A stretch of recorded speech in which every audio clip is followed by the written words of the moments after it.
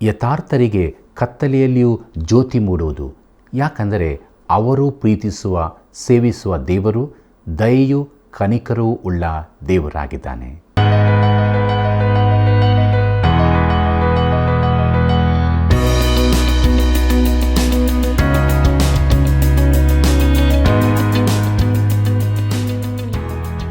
ಆತ್ಮೀಯ ಮಿತ್ರರೇ, ಮಾನವರಾದ ನಮ್ಮ ಕತ್ತಲೆಯ ಜೀವಿತಕ್ಕೆ ದೇವರ ವಾಕ್ಯವು ಮಾತ್ರ ನಿಜ ಬೆಳಕನ್ನು ಕೊಡಬಲ್ಲದು.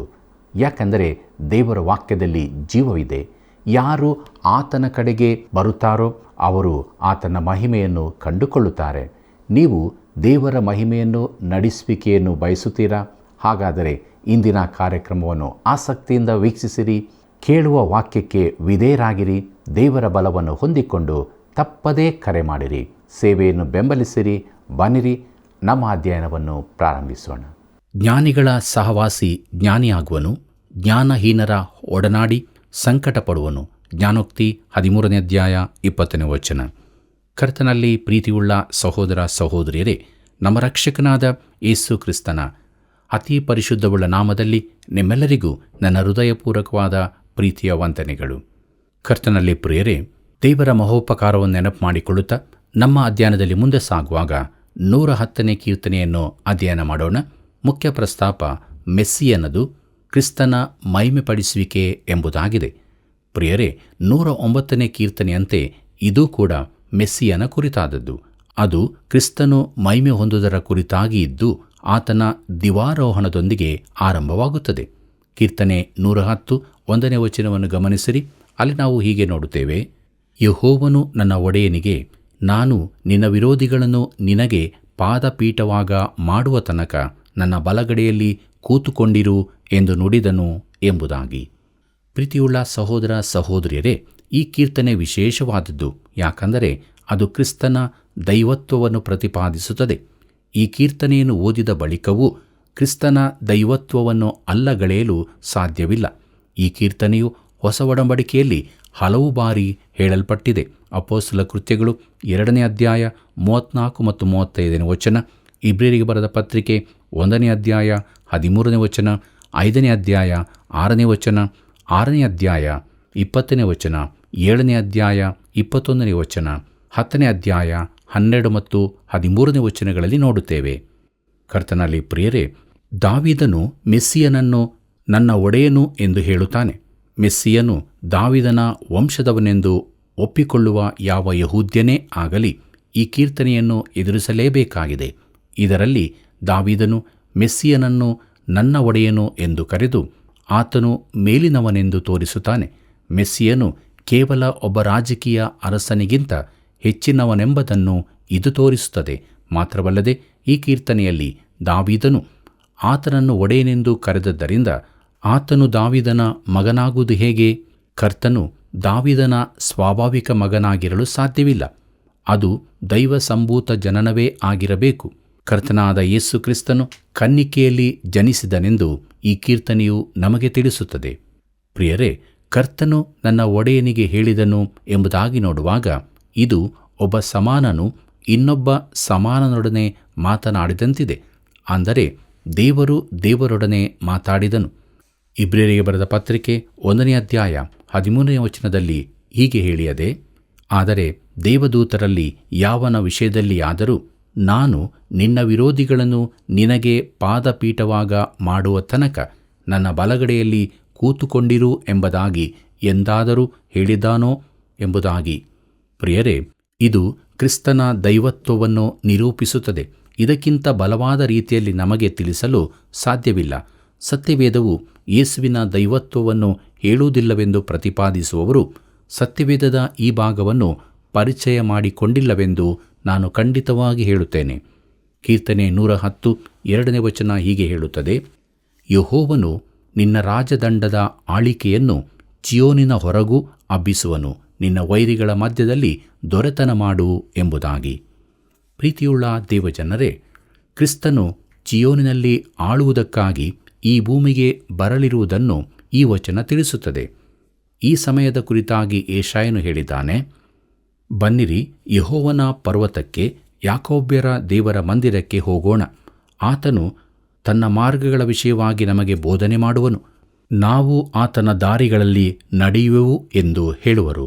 ಏಕೆಂದರೆ ಚಿಯೋನಿನಿಂದ ಧರ್ಮೋಪದೇಶವು, ಯೆರೂಸಲೇಮಿನಿಂದ ಯೆಹೋವನ ವಾಕ್ಯವು ಹೊರಡುವವು ಎಂಬುದಾಗಿ. ಯೆಶಾಯನ ಪ್ರವಾದನೆ ಗ್ರಂಥ 2ನೇ ಅಧ್ಯಾಯ 3ನೇ ವಚನದಲ್ಲಿ ಇದನ್ನು ಓದುತ್ತೇವೆ. ಪ್ರಿಯರೇ, ಭೂಲೋಕದ ಸರಕಾರದ ಕೇಂದ್ರವು ಯೆರೂಸಲೇಮ್ ಆಗುತ್ತದೆ. ದೇವರು ಇಸ್ರಾಯೇಲ್ಯರ ಭವಿಷ್ಯದ ಕುರಿತು ಒಂದು ಯೋಜನೆ ಹೊಂದಿದ್ದಾನೆ. ಕೀರ್ತನೆ 110 3ನೇ ವಚನವನ್ನು ಗಮನಿಸಿರಿ.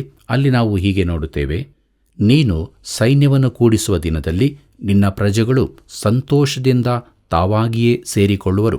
ಪರಿಶುದ್ಧ ವಸ್ತ್ರಭೂಷಿತರಾದ ನಿನ್ನ ಯುವಕ ಸೈನಿಕರು ಉದಯಕಾಲದ ಇಬ್ಬನಿಯಂತಿರುವರು ಎಂಬುದಾಗಿ. ಪ್ರೀತಿಯುಳ್ಳ ಸಹೋದರ ಸಹೋದರಿಯರೇ, ನಿನ್ನ ಶಕ್ತಿಯ ದಿನದಲ್ಲಿ ಎಂಬುದಾಗಿ ನೋಡುವಾಗ ಲೋಕವು ಹಿಂದೆಂದೂ ಕಂಡಿರದ ರೀತಿಯಲ್ಲಿ ಜನರು ಯೇಸುಕ್ರಿಸ್ತನ ಕಡೆಗೆ ತಿರುಗುವರು. ಸ್ಪರ್ಜನ್ ಬೋಧಕರು ಹೇಳುತ್ತಿದ್ದರು, ನಾಶವಾದವರಿಗಿಂತ ಹೆಚ್ಚು ಜನರನ್ನು ದೇವರು ರಕ್ಷಿಸುತ್ತಾನೆ ಎಂದು. ಈ ದಿನಗಳಲ್ಲಿ ಹಾಗಾಗುವುದು ಕಾಣುವುದಿಲ್ಲ. ಆದ್ದರಿಂದ ಅದರ ಕುರಿತು ಅತಿಯಾಗಿ ಎದುರು ನೋಡಿ ನಿರಾಶೆಗೊಳ್ಳಬೇಡ. ದೇವರು ಅದನ್ನು ಈಗಲೇ ಮಾಡಲಿಕ್ಕಿಲ್ಲ, ಆದರೆ ಆತನು ತನ್ನ ಕೆಲಸವನ್ನು ನಿಲ್ಲಿಸಿಲ್ಲ. ಆತನ ಹಿಂದೆ ರಕ್ಷಿಸಲ್ಪಟ್ಟವರ ಹಿಂಡೇ ಇರುತ್ತದೆ ಮತ್ತು ಆತನ ಮುಂದಿನಿಂದಲೂ ಅನೇಕರು ಬರಲಿದ್ದಾರೆ. ಭವಿಷ್ಯದ ಕುರಿತು ಆತನಿಗೆ ವಿಶೇಷ ಯೋಜನೆಗಳಿವೆ. ಮುಂದಕ್ಕೆ ನೋಡೋಣ. ಕೀರ್ತನೆ 110 4ನೇ ವಚನವನ್ನು. ಅಲ್ಲಿ ನಾವು ಹೀಗೆ ನೋಡುತ್ತೇವೆ: ನೀನು ಸದಾಕಾಲವೂ ಮೆಲ್ಕಿಜೆದೇಕನ ತರಹದ ಯಾಜಕನು ಎಂದು ಯೆಹೋವನು ಆಣೆಯಿಟ್ಟು ನುಡಿದಿದ್ದಾನೆ, ಪಶ್ಚಾತ್ತಾಪ ಪಡುವುದಿಲ್ಲ ಎಂಬುದಾಗಿ. ಕರ್ತನಲ್ಲಿ ಪ್ರಿಯರೇ, ಇಲ್ಲಿ ಇನ್ನೊಂದು ವಿಶೇಷವಾದ ಸತ್ಯವಿದೆ. ಕರ್ತನಾದ ಯೇಸು ಮೆಲ್ಕಿಜೆದೇಕನ ತರಹದ ಯಾಜಕನಾಗಿದ್ದಾನೆ. ಇದನ್ನು ಇಬ್ರಿಯರಿಗೆ ಬರೆದ ಪತ್ರಿಕೆಯಲ್ಲಿ ವಿವರಿಸಲಾಗಿದೆ. ಯಾಕಂದರೆ ಇದು ಸತ್ಯವೇದದಲ್ಲಿನ ಒಂದು ಶ್ರೇಷ್ಠ ಸತ್ಯವಾಗಿದೆ. ಕೀರ್ತನೆ 110 5 ಮತ್ತು 6ನೇ ವಚನಗಳನ್ನು ಗಮನಿಸಿರಿ. ಅಲ್ಲಿ ನಾವು ಹೀಗೆ ನೋಡುತ್ತೇವೆ: ನಿನ್ನ ಬಲಗಡೆಯಲ್ಲಿರುವ ಕರ್ತನು ತನ್ನ ಕೋಪದ ದಿನದಲ್ಲಿ ರಾಜರನ್ನು ಖಂಡಿಸುವನು. ಆತನು ಜನಾಂಗಗಳಲ್ಲಿ ನ್ಯಾಯ ಸ್ಥಾಪಿಸುವಾಗ ವಿಸ್ತಾರವಾದ ರಣರಂಗದಲ್ಲಿ ಶತ್ರುಗಳ ಶಿರಸ್ಸನ್ನು ಛೇದಿಸಿ ಹೆಣಗಳಿಂದ ಅದನ್ನು ತುಂಬಿಸುವನು ಎಂಬುದಾಗಿ. ಪ್ರೀತಿಯುಳ್ಳ ದೇವಜನರೇ, ಕ್ರಿಸ್ತನು ನ್ಯಾಯ ತೀರಿಕೆಗಾಗಿ ಪುನಃ ಬರಲಿದ್ದಾನೆ. ಕೀರ್ತನೆ 2:9ನೇ ವಚನದಲ್ಲಿ ಸ್ಪಷ್ಟವಾಗಿ ಹೇಳಿದೆ. ಅದೇನೆಂದರೆ, ಕಬ್ಬಿಣದ ಗದೆಯಿಂದ ಅವರನ್ನು ನಾಶ ಮಾಡುವಿ, ಮಣ್ಣಿನ ಮಡಕೆಗಳನ್ನೋ ಎಂಬಂತೆ ಅವರನ್ನು ಒಡೆದು ಬಿಡುವಿ ಎಂಬುದಾಗಿ. ಮುಂದಕ್ಕೆ ನೋಡೋಣ. ಕೀರ್ತನೆ 110 7ನೇ ವಚನವನ್ನು. ಅಲ್ಲಿ ಹೀಗೆ ಬರೆದದೆ: ಒಡೆಯನು ದಾರಿಯಲ್ಲಿ ಹಳ್ಳದ ನೀರು ಕುಡಿದು ತಲೆ ಎತ್ತುವನು ಎಂಬುದಾಗಿ. ಪ್ರಿಯರೇ, ಈ ಭಾಗವು ಮತ್ತೊಮ್ಮೆ ನಮ್ಮೆದುರಿನಲ್ಲಿ ನಮ್ಮ ಕರ್ತನ ದೀನತೆಯನ್ನು ಘನತೆಯನ್ನು ಎತ್ತಿ ಹಿಡಿಯುತ್ತದೆ. ದೀನತೆ ಎಂದರೆ ಆತನು ಹಳ್ಳದ ನೀರನ್ನು ಕುಡಿದದ್ದು. ಗಿದ್ಯೋನನ 300 ಮಂದಿ ಸೈನಿಕರು ತಮ್ಮ ಮೊಣಕಾಲುಗಳಲ್ಲಿ ನಿಂತು ನಾಯಿಗಳಂತೆ ನೀರನ್ನು ಕುಡಿದದ್ದು, ಮುಂದೆ ಅವರಿಗೆ ಜಯ ದೊರಕಿದ್ದು ನಮ್ಮ ನೆನಪಿಗೆ ಬರಬಹುದು. ಆದರೆ ಆತನು, ಅಂದರೆ ಕ್ರಿಸ್ತನು, ಅದಕ್ಕಿಂತಲೂ ಆಳಕ್ಕಿಳಿದಿದ್ದನು. ಆತನ ಹಿಂಸೆ ಮರಣಗಳ ಆಳವಾದ ಹಳ್ಳದಿಂದ ಕುಡಿದನು. ಆದ್ದರಿಂದ ದೇವರು ಆತನನ್ನು ಅತ್ಯಂತ ಉನ್ನತ ಸ್ಥಿತಿಗೇರಿಸಿದನು. ಇದು ಎಂಥ ಅದ್ಭುತ ಕೀರ್ತನೆಯಾಗಿದೆ ನೋಡಿರಿ. ಪ್ರೀತಿಯುಳ್ಳ ದೇವಜನರೇ, ಮುಂದಕ್ಕೆ ನಾವು 111ನೇ ಕೀರ್ತನೆಯನ್ನು ಅಧ್ಯಯನ ಮಾಡೋಣ. ಇದರ ಮುಖ್ಯ ಪ್ರಸ್ತಾಪ ದೇವರ ಕಾರ್ಯಗಳಿಗಾಗಿ ಹಲ್ಲೆಲೂಯ ಎಂಬುದಾಗಿದೆ. ಪ್ರಿಯರೇ, ಇದು ದೇವರ ಕ್ರಿಯೆಗಳಿಗಾಗಿ ಹಲ್ಲೆಲೂಯ ಹಾಡುವ ಕೀರ್ತನೆಯಾಗಿದೆ. ಇಬ್ರಿಯ ಭಾಷೆಯಲ್ಲಿ ಇದು ಪರಿಪೂರ್ಣ ಪ್ರಾಸಬದ್ಧವಾದ ಗೀತವಾಗಿದೆ. ಆದರೆ ಇತರ ಭಾಷಾಂತರಗಳಲ್ಲಿ ಇದು ಕಾಣುವುದಿಲ್ಲ. ಇದು 3 ಹಲ್ಲೆಲೂಯ ಕೀರ್ತನೆಗಳಲ್ಲಿ ಮೊದಲನೆಯದು, 111ರಿಂದ 113ರವರೆಗೆ. ಇದು ದೇವರನ್ನು ಆತನ ಕಾರ್ಯಗಳಿಗಾಗಿ, ವಿಮೋಚನೆಗಾಗಿ ಸ್ತುತಿಸುತ್ತಿದೆ. ಮತ್ತು ಈ ಗೀತೆಯು ಪರಲೋಕದಲ್ಲಿ ಹಾಡಲ್ಪಡಲಿರುವ ಹೊಸ ಹಾಡಾಗಿರುತ್ತದೆ. ಹಳೆ ಹಾಡು ಅಂದರೆ ಸೃಷ್ಟಿಯ ಹಾಡಾಗಿದೆ. ಹೊಸ ಹಾಡು ವಿಮೋಚನೆಯ ಹಾಡಾಗಿರುತ್ತದೆ. ಈ ಕೀರ್ತನೆಯಲ್ಲಿ ಇವೆರಡೂ ಇರುತ್ತವೆ. ಕೀರ್ತನೆ 111 1ನೇ ವಚನ ಹೀಗೆ ಹೇಳುತ್ತದೆ: ಯಾಹುವಿಗೆ ಸ್ತೋತ್ರ, ನಾನು ಯೆಹೋವನನ್ನು ಕೊಂಡಾಡುವೆನು. ಯಥಾರ್ಥರ ಕೂಟದಲ್ಲಿಯೂ ನೆರೆದ ಸಭೆಯಲ್ಲಿಯೂ ಮನಪೂರ್ವಕವಾಗಿ ಕೀರ್ತಿಸುವೆನು ಎಂಬುದಾಗಿ. ಪ್ರಿಯರೇ, ಯಾಹುವಿಗೆ ಸ್ತೋತ್ರ ಅಂದರೆ ಹಲ್ಲೆಲೂಯ. ಆತನನ್ನು ಯಾವ ಕಾರ್ಯಗಳಿಗಾಗಿ ಸ್ತುತಿಸಬೇಕಾಗಿದೆ ಎಂಬುದನ್ನು ಗಮನಿಸಿರಿ. ಕೀರ್ತನೆ 111 2ನೇ ವಚನದಿಂದ 4ನೇ ವಚನದವರೆಗೆ ಗಮನಿಸಿರಿ. ಅಲ್ಲಿ ನಾವು ಹೀಗೆ ನೋಡುತ್ತೇವೆ: ಯೆಹೋವನ ಕೃತ್ಯಗಳು ಮಹತ್ತಾದವುಗಳು, ಅವುಗಳಲ್ಲಿ ಸಂತೋಷಿಸುವವರು ಅವುಗಳನ್ನೇ ಧ್ಯಾನಿಸುವರು. ಆತನ ಕಾರ್ಯವು ಘನಮಾನಗಳುಳ್ಳದ್ದು, ಆತನ ನೀತಿಯು ಸದಾಕಾಲವೂ ಇರುವುದು. ಆತನು ತನ್ನ ಅದ್ಭುತ ಕೃತ್ಯಗಳ ಜ್ಞಾಪಕವನ್ನು ಉಳಿಯ ಮಾಡಿದ್ದಾನೆ. ಯೆಹೋವನು ದಯೆಯೂ ಕನಿಕರವೂ ಉಳ್ಳವನು ಎಂಬುದಾಗಿ. ಪ್ರೀತಿಯುಳ್ಳ ಸಹೋದರ ಸಹೋದರಿಯರೇ, ಈ ವಿಶ್ವವು ಪ್ರಾಕೃತಿಕ ಕಾರಣಗಳಿಂದಾಗಿ ಉಂಟಾಯಿತು ಎಂದು ಹೇಳುವುದರಿಂದ ತಂದೆ ದೇವರಿಂದಲೂ ಕರ್ತನಾದ ಯೇಸುವಿನಿಂದಲೂ ಎಲ್ಲ ಮಹಿಮೆಯನ್ನು ತೆಗೆದುಬಿಟ್ಟಂತಾಗುತ್ತದೆ. ಆತನ ಮಹಿಮೆಯನ್ನು ತೆಗೆದಂತಾಗುತ್ತದೆ. ಅದು ಕರ್ತನ ವಿಮೋಚನೆಯನ್ನು ಅಲ್ಲಗಳೆದಂತೆ, ಇಲ್ಲವೇ ಆತನು ರಕ್ಷಕನೆಂಬುದನ್ನು ಅಲ್ಲಗಳೆದಂತೆ. ಪ್ರಿಯ ಮಿತ್ರನೇ, ನೀನು ಆತನನ್ನು ರಕ್ಷಕನನ್ನಾಗಿ ಅಂಗೀಕರಿಸುವುದಾದರೆ ಆತನನ್ನು ನೀನು ಸೃಷ್ಟಿಕರ್ತನೆಂದು ಒಪ್ಪಿಕೊಂಡಂತಾಯಿತು. ನಮಗಿರುವ ವಿಮೋಚನೆಯ ಕುರಿತು ಕೀರ್ತನೆಗಾರನು ಹೇಳುತ್ತಾನೆ. ಕೀರ್ತನೆ 111 9ನೇ ವಚನವನ್ನು ಗಮನಿಸಿರಿ. ಅಲ್ಲಿ ಹೀಗೆ ನೋಡುತ್ತೇವೆ: ಯೆಹೋವನು ತನ್ನ ಜನರಿಗೆ ವಿಮೋಚನೆಯನ್ನುಂಟು ಮಾಡಿದ್ದಾನೆ, ತನ್ನ ಒಡಂಬಡಿಕೆಯನ್ನು ನಿತ್ಯಕ್ಕೂ ಸ್ಥಾಪಿಸಿದ್ದಾನೆ. ಆತನ ನಾಮವು ಪರಿಶುದ್ಧವೂ ಭಯಂಕರವೂ ಆಗಿದೆ ಎಂಬುದಾಗಿ. ಕರ್ತನಲ್ಲಿ ಪ್ರಿಯರೇ, ಇಲ್ಲಿ ಭಯಂಕರ ಎಂಬ ಪದ ನೋಡುತ್ತೇವೆ. ಅದರ ಮೂಲ ಅರ್ಥ ಗೌರವ ಪಾತ್ರನು ಎಂದು. ಪರಿಶುದ್ಧ ದೇವರು ಗೌರವ ಯೋಗ್ಯನೂ ಆಗಿದ್ದಾನೆ. ಈ ಬಿರುದು ಮಾನವರಿಗೆ ಉಪಯೋಗಿಸಲ್ಪಡಬಾರದು. ಯಾವ ಪ್ರಸಂಗಿಯೂ ಈ ಬಿರುದಿನಿಂದ ಕರೆಸಿಕೊಳ್ಳಬಾರದು. ಅದು ದೇವರಿಗೆ ಮಾತ್ರ ಉಪಯೋಗಿಸತಕ್ಕದಾಗಿದೆ. ಕೀರ್ತನೆಗಾರನು ನಮಗಿರುವ ವಿಮೋಚನೆಯ ಕುರಿತಾಗಿ ಹೇಳುತ್ತಾನೆ. ಕೀರ್ತನೆ 111 10ನೇ ವಚನವನ್ನು ಗಮನಿಸಿರಿ. ಅಲ್ಲಿ ನಾವು ಹೀಗೆ ನೋಡುತ್ತೇವೆ: ಯೆಹೋವನ ಭಯವೇ ಜ್ಞಾನಕ್ಕೆ ಮೂಲವು, ಆತನ ಕಟ್ಟಳೆಗಳನ್ನು ನಡೆಸುವವರು ಪೂರ್ಣ ವಿವೇಕಿಗಳು. ಆತನ ಸ್ತುತಿಯು ನಿರಂತರವಾದದ್ದು ಎಂಬುದಾಗಿ. ಕರ್ತನಲ್ಲಿ ಪ್ರಿಯರೇ, ಕರ್ತನನ್ನು ಆತನ ಕೃತ್ಯಗಳಿಗಾಗಿ ಸ್ತುತಿಸೋಣ. ಕರ್ತನ ಕಾರ್ಯಗಳು ಮಹತ್ತಾದವುಗಳು. ಅವು ಸೃಷ್ಟಿಯಲ್ಲಿ ಮಹತ್ತಾದವುಗಳಾಗಿದ್ದು ಆತನ ಸರ್ವಶಕ್ತತೆಯನ್ನು, ನಿತ್ಯ ಜ್ಞಾನವನ್ನು ಪ್ರದರ್ಶಿಸುತ್ತವೆ. ವಿಮೋಚನೆಯಲ್ಲಿಯೂ ಆತನ ಕೃತ್ಯಗಳು ಇನ್ನೂ ಶ್ರೇಷ್ಠವಾದವುಗಳು. ಅದು ಆತನ ನೀತಿ, ಗೌರವ, ಪ್ರಭಾವಗಳನ್ನು ತಿಳಿಯಪಡಿಸುತ್ತದೆ. ವಿಮೋಚನೆಯು ಪೂರ್ಣಗೊಳ್ಳುವ ದಿನ ಬರುತ್ತದೆ. ಎಲ್ಲವೂ ಆತನ ಕಾಲ ಕೆಳಗೆ ಹಾಕಲ್ಪಡುವ ದಿನ ಬರುತ್ತದೆ. ಆಗ ವಿಮೋಚನೆಗೊಂಡ ಜನಾಂಗಗಳು, ಸಮಸ್ತ ಸೃಷ್ಟಿಯು ಆತನನ್ನು ಸ್ತುತಿಸುತ್ತಿರುತ್ತವೆ. ಹಲ್ಲೆಲೂಯ. ಪ್ರೀತಿಯುಳ್ಳ ದೇವಜನರೇ, ಮುಂದಕ್ಕೆ ನಾವು 112ನೇ ಕೀರ್ತನೆಯನ್ನು ಅಧ್ಯಯನ ಮಾಡೋಣ.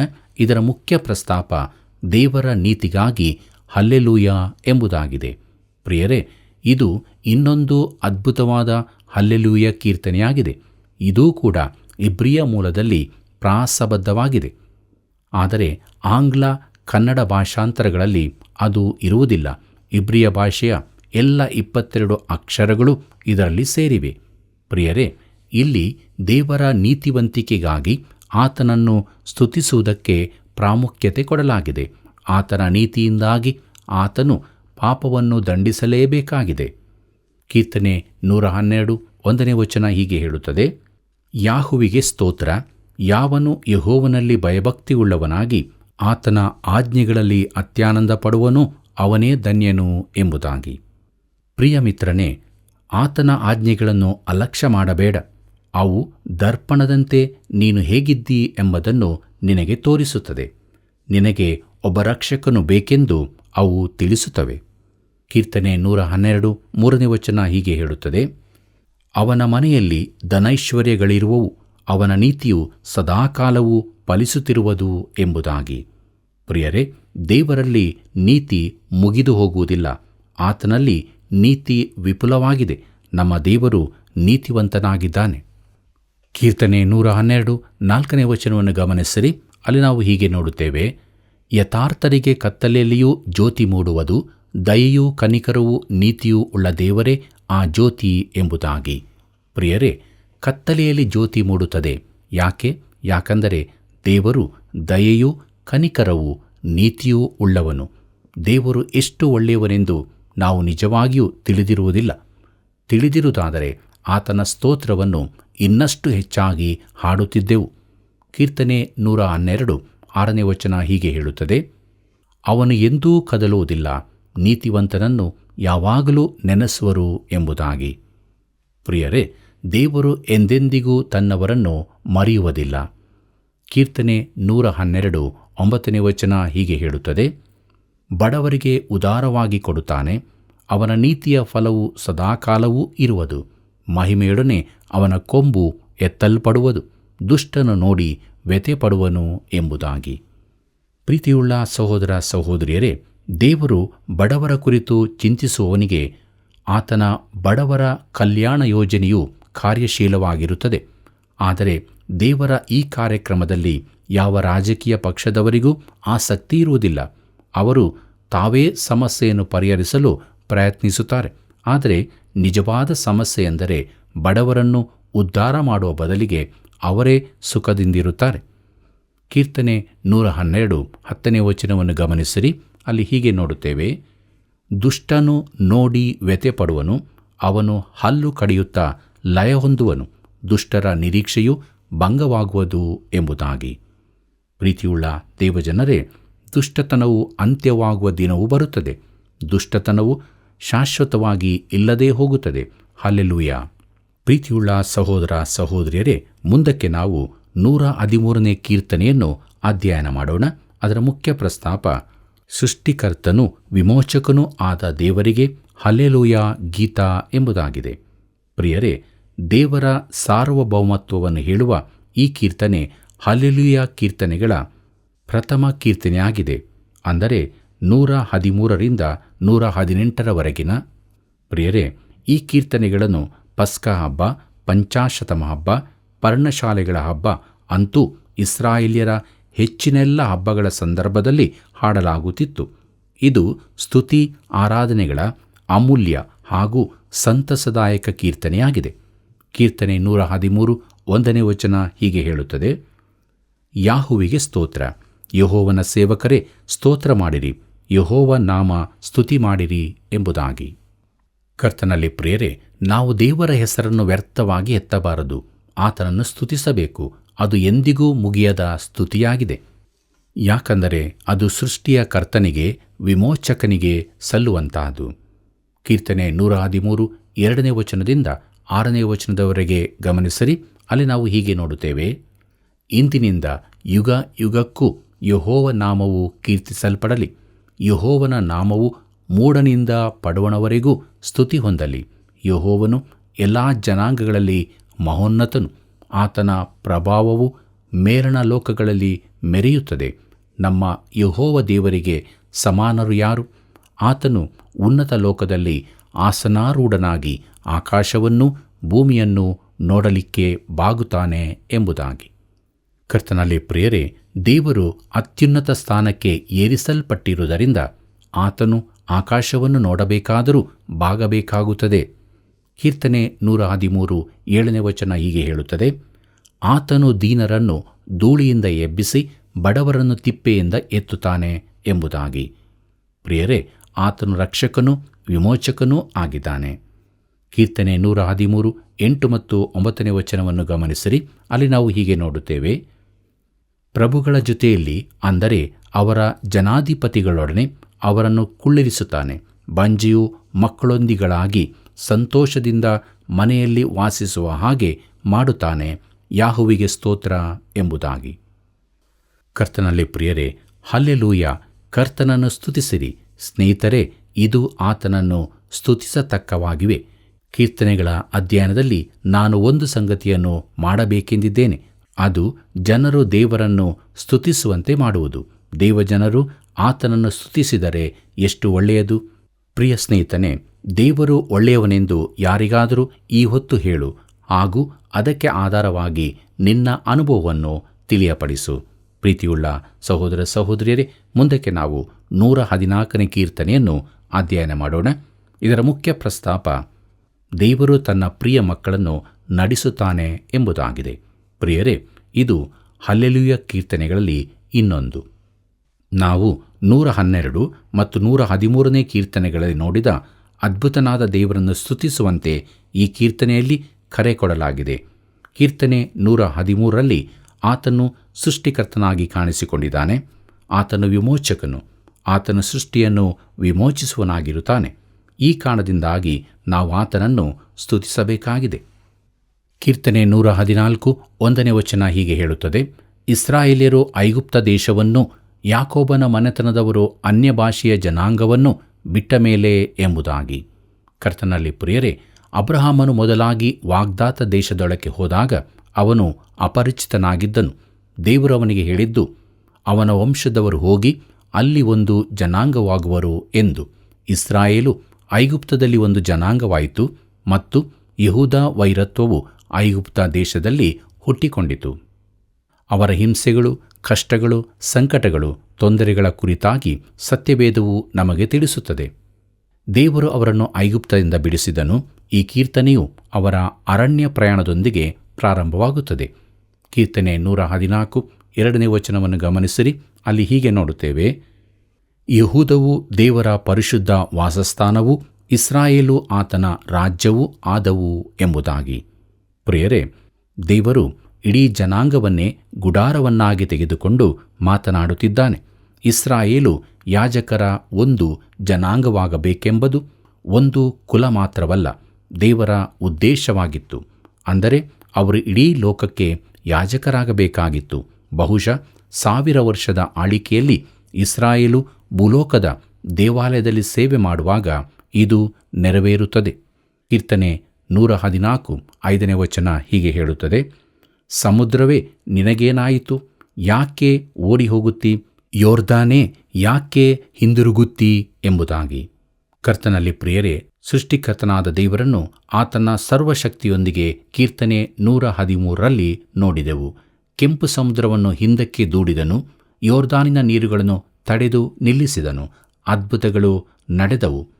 ಕರ್ತನಲ್ಲಿ ಪ್ರಿಯರೇ, ಕೊನೆಯದಾಗಿ ಕೀರ್ತನೆ 114 7 ಮತ್ತು 8ನೇ ವಚನಗಳನ್ನು ಗಮನಿಸಿರಿ. ಭೂಲೋಕವೇ, ಕರ್ತನು ಪ್ರತ್ಯಕ್ಷನಾಗಿದ್ದಾನೆ. ಯಾಕೋಬನ ದೇವರು ನಿನ್ನ ಮುಂದೆ ಇದ್ದಾನೆ. ಕಂಪಿಸು, ಆತನು ಬಂಡೆಯನ್ನು ಕೆರೆಯನ್ನಾಗಿಯೂ ಶಿಲೆಯನ್ನು ಬುಗ್ಗೆಯನ್ನಾಗಿಯೂ ಮಾರ್ಪಡಿಸುತ್ತಾನೆ ಎಂಬುದಾಗಿ. ಕರ್ತನಲ್ಲಿ ಪ್ರಿಯರೇ, ಪಸ್ಕಾ ಹಬ್ಬದ ಸಂದರ್ಭದಲ್ಲಿ ಈ ಕೀರ್ತನೆಯನ್ನು ಓದುವುದು ಎಷ್ಟೊಂದು ಸಮಯೋಚಿತವಾದದ್ದಾಗಿರುತ್ತದೆ. ದೇವರು ತನ್ನ ಜನರ ಕಡೆಗೆ ತೋರಿಸಿದ ಆತನ ಕನಿಕರ ಹಾಗೂ ಶಕ್ತಿಯನ್ನು ಇದು ನೆನಪಿಸುವಂಥದ್ದಾಗಿದೆ.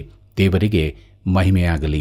ನಾವು ಕೂಡ ನಮ್ಮ ಜೀವಿತದಲ್ಲಿ ಆತನು ಮಾಡುವಂಥ ಅದ್ಭುತ ಕಾರ್ಯಗಳನ್ನು ಅರಿತವರಾಗಿ, ಆತನ ವಾಕ್ಯವನ್ನು ಹಿಡಿದವರಾಗಿ, ಆತನನ್ನೇ ಹಿಂಬಾಲಿಸುತ್ತಾ ಆತನನ್ನು ಮಹಿಮೆಪಡಿಸೋಣ.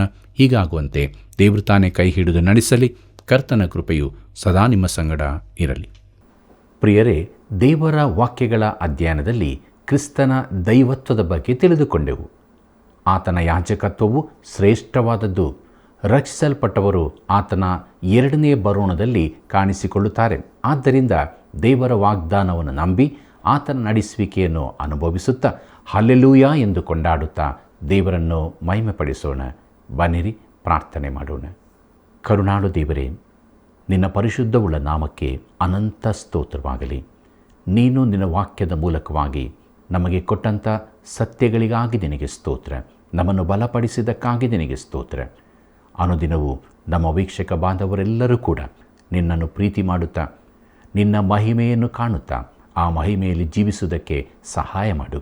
ಯಾರ್ಯಾರು ಸ್ವಾಮಿ ಕಷ್ಟ, ದುಃಖ, ಕಣ್ಣೀರು, ಬೇನೆ ಬೇಸರಗಳಲ್ಲಿದ್ದಾರೋ ಅವರೆಲ್ಲರನ್ನೂ ಕರುಣಿಸು. ನಿನ್ನ ಸಹಾಯ ಹಸ್ತವನ್ನು ಅವರಿಗೆ ನೀಡು ಸ್ವಾಮಿ. ಬಲಪಡಿಸು. ರಕ್ಷಣೆಯ ನಿರೀಕ್ಷೆಯಲ್ಲಿ ನಡೆಸು. ಯೇಸುವಿನ ನಾಮದಲ್ಲಿ ಬೇಡಿದ್ದೇವೆ ತಂದೆ, ಆಮೆನ್. ಪ್ರಿಯ ವೀಕ್ಷಕರೇ, ದೇವರ ವಾಕ್ಯಗಳ ಅಧ್ಯಯನವು ಎಷ್ಟೊಂದು ಸಂತೋಷ ಕೊಡುತ್ತದೆ ಅಲ್ಲವೇ? ದಿನಾಲೂ ದೇವರಲ್ಲಿ ಸಂತೋಷಿಸಿರಿ. ಇತರರಿಗೆ ಈ ಸೇವೆಯ ಬಗ್ಗೆ ತಿಳಿಸಿರಿ ಮತ್ತು ಸೇವೆಗಾಗಿ ಪ್ರಾರ್ಥಿಸಿರಿ. ಮುಂದಿನ ಕಾರ್ಯಕ್ರಮದಲ್ಲಿ ಭೇಟಿಯಾಗೋಣ. ವಂದನೆಗಳು.